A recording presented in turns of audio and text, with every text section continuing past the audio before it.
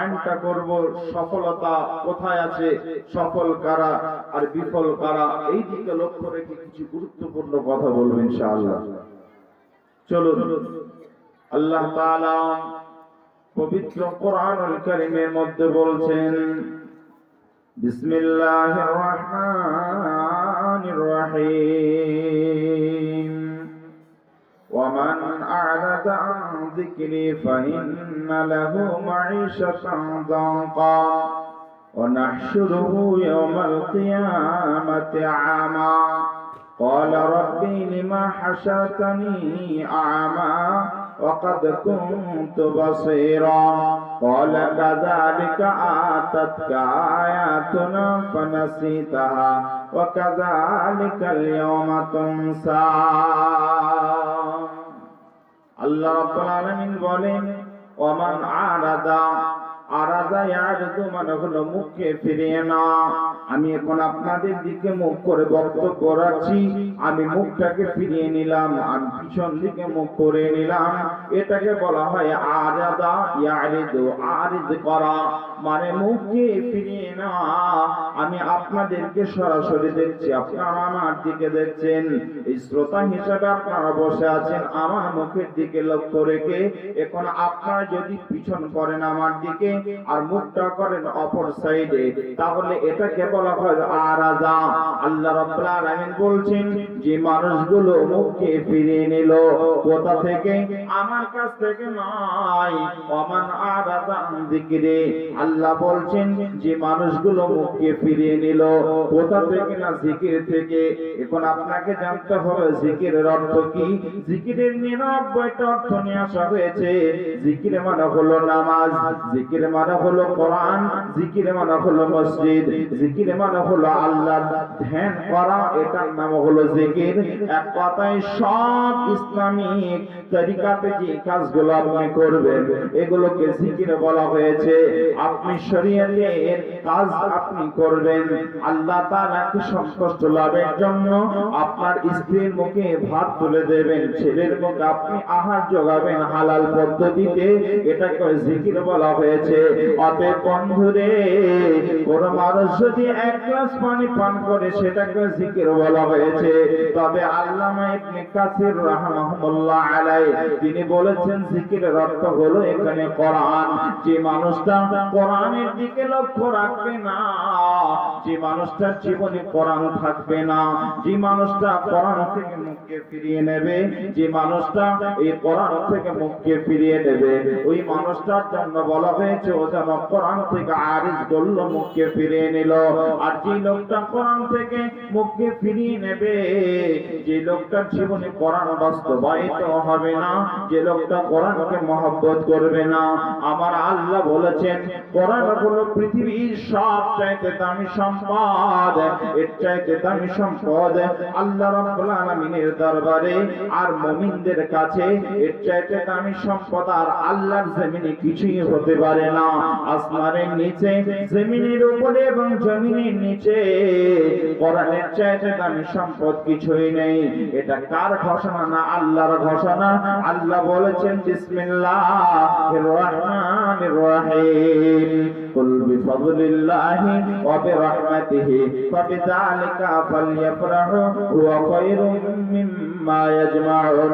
মুমিন রে, নবী ওই মুমিনদেরকে বলে দাও যে মানুষগুলো আমার কোরআনকে মহব্বত করে দিলের মধ্যে রেখেছে, অন্তরের মধ্যে রেখেছে, ওই মানুষগুলোর ব্যাপারে নবী তুমি বলে দাও যারা কোরআনকে মহব্বত করে, ওরা বুঝেছে কোরআন কত দামি সম্পদ।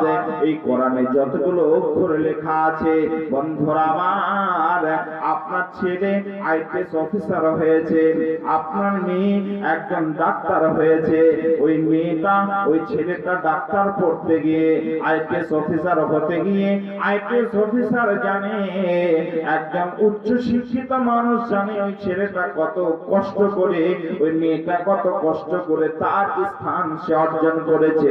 ওই মানুষটা বুঝে যে ওই কতটা জানে, ওই মানুষটার কাছে এটা স্পষ্ট। অতএব এখানে আমরা দেখতে পাচ্ছি বন্ধুরে, পৃথিবীতে অসংখ্য মানুষ আছে, সবার কাছে কোরআন দামি হবে না। কোরআনের জন্য বলা হয়েছে, এখানে একটা কাগজে, সাদা কাগজে লেখা আছে কালো কালিতে, কোরআনটা হলো আপনার, গোটা কোরআনটা হলো সাদা কাগজে কালো কালিতে লেখা আছে। একজন ইসলামিক দার্শনিক বলছেন, শোনে না, এই কোরআনটা সাদা কাগজে কালো কালিতে লেখা নেই, এটা হলো কোরআন সাদা কাগজে দেখতে পাচ্ছ তোমরা, কিন্তু কালিটা তোমাদের চোখে শুচ্ছে না। গোটা কোরআনে যে কালিতে লেখা আছে এটা তোমরা চামড়ার চোখে দেখছো, অন্তরের চোখে দেখো, আসলে এটা কালো কালি নয়, এটা শহীদের রক্ত দিয়ে লেখা রয়েছে। এই কোরআনটা অর্জন করতে গিয়ে, এই কোরআনটা বাস্তবায়িত করতে গিয়ে, এই কোরআনটা প্রতিটা মুমিনের ঘরে ঘরে ঘরে ঘরে পৌঁছে দেওয়ার জন্য হাজারো মায়ের সন্তান শহীদ হয়েছে, হাজারো স্বামী তারা জীবন দিয়ে দিয়েছে, অনেক মহিলা সে চিরদিনের জন্য বিধবা হয়েছে আর সন্তানদেরকে এতিম বানিয়েছে। এরকম বহু ঘটনা আপনারা জানেন। একজনের ঘটনা আপনাদের সামনে উল্লেখ করব সময় পেলে, ওই সাহাবীর কথা শুনলে পারে আপনাদের চোখ দিয়ে তরতর করে পানি ঝরবে। জি ভাই, তাহলে এক নম্বরে জিকির মানে হলো কোরআন। কি বললাম? কোরআন। এই কোরআন থেকে মুখ ফিরিয়ে নিলে পারে তার ইহকাল শেষ, পরকালও শেষ। ওই লোকটা সফল হতে পারবে না, ইহকালে সফল হতে পারবে না, পরকালে সফলতা অর্জন করতে পারবে না। আল্লাহ বলছেন, নবী তুমি মানুষদেরকে বলে দাও, কুল বিফাদলিল্লাহ, এটা আমার তরফ থেকে একটা মুমিনদের জন্য অনুগ্রহ, একটা উপহার। এটা একটা উপহার। এই গ্রামটার নাম কি?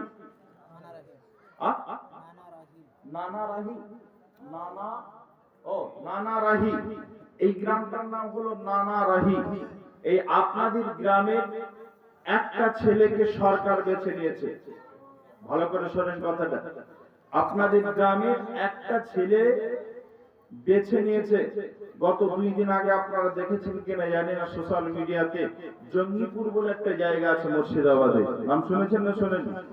জঙ্গিপুরে একটা মুসলিম মেয়ে, আমাদের মুসলিম ঘরের মেয়ে, জঙ্গিপুরে বাড়ি, খুব অল্প বয়সের মেয়ে। ক্যারাটে জানেন না? ক্যারাটে আপনি আমাকে মারতে আসছেন, ওই মারটা আমার লাগবে না, আপনাকে আমি শুয়ে দেব, পেড়ে দেব, এটাকে ক্যারাটে বলা হয়। তা ওই মেয়েটি ক্যারাটে শিখেছে নিজের জানকে হেফাজত করার জন্য। কার কাছ থেকে? না, মায়ের কাছ থেকে। মা জানে ক্যারাটে, তা মায়ের কাছ থেকে সে প্রশিক্ষণ নিয়ে শিক্ষা অর্জন করেছে ক্যারাটে। যে যুবক যদি কিছু ভেড়ুয়া যুবক যদি তোমার পিছন লাগে, তাহলে ওই সময় ওদের কাছ থেকে তোমাকে বেঁচে ফিরতে হবে কিভাবে, ওটা শেখাতে গিয়ে সে ক্যারাটে শিখেছে। তা ওই মেয়েটা ক্যারাটে শিখতে গিয়ে এখন গোটা পৃথিবীর মধ্যে ফেমাস হয়ে গেছে। এবছরে গত কয়েকদিন আগে মেয়েটি 2টো সোনার পদক নিয়ে বাড়ি ফিরেছে। ঠিক আপনাদের গ্রামের একটা ছেলেটা ভালো রেজাল্ট করেছে মাধ্যমিকে। ভালো করে শোনেন, ছেলেটা মাধ্যমিকে ভালো রেজাল্ট করেছে। ভালো রেজাল্ট করার কারণে কত ভালো এখানকার মানুষ নাই চাইতে দিয়ে দিচ্ছে, ছিঁড়ে গেছে বলে দিল, ও খুলে দিল, এদিকটা খুলে, আজকাল এদিকটাও খুলছে। যাক আলহামদুলিল্লাহ, ছেলেটা বা মেয়েটা যে দিয়েছে আল্লাহ তার দানকে কবুল করে নাও। জি ভাই, আসুন আপনারা অবশ্যই দেবেন, কারণ এটা হলো কিসের উন্নতি করবে বলেন তো? কবরস্থানের উন্নতি। আবার কি চাই? কবরস্থানের উন্নতি কি দিয়ে হবে? এখানকার টাকা দিয়ে কিনতে হবে, তা এটা হলো উন্নতির কথা, কিন্তু আসল উন্নতি আপনাদেরকে আজকে আমি দিয়ে যাব। জি, আসল উন্নতি কিভাবে হবে সেটার দিকে লক্ষ্য রেখে কথা বলবো। 5,000 10,000 টাকা দিয়ে যান না জি? কোথা থেকে চেয়ে নিয়ে এসে দিচ্ছেন? কোথাকার টাকা? লেডিস আপনি দেবেন না? দিয়েছেন? দেবেন। জি, শুধু অবলা মেয়েদেরকে পাচ্ছেন আর গুলি গুলি নিয়ে আসছেন, আপনারটা দিয়ে দেন।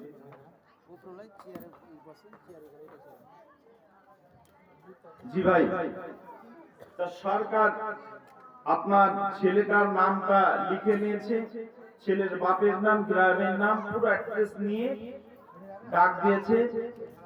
সরকার ঘোষণা করেছে যে এই ছেলেটাকে আমি একটা প্রাইজ দেব, অতি মূল্যবান একটা প্রাইজ দেব। ডাক দিয়েছে কে? কে তুলে দেবে? না, আমাদের গোটা ভারতবর্ষের প্রধানমন্ত্রীর হাত থেকে ওই ছেলেটা প্রাইজ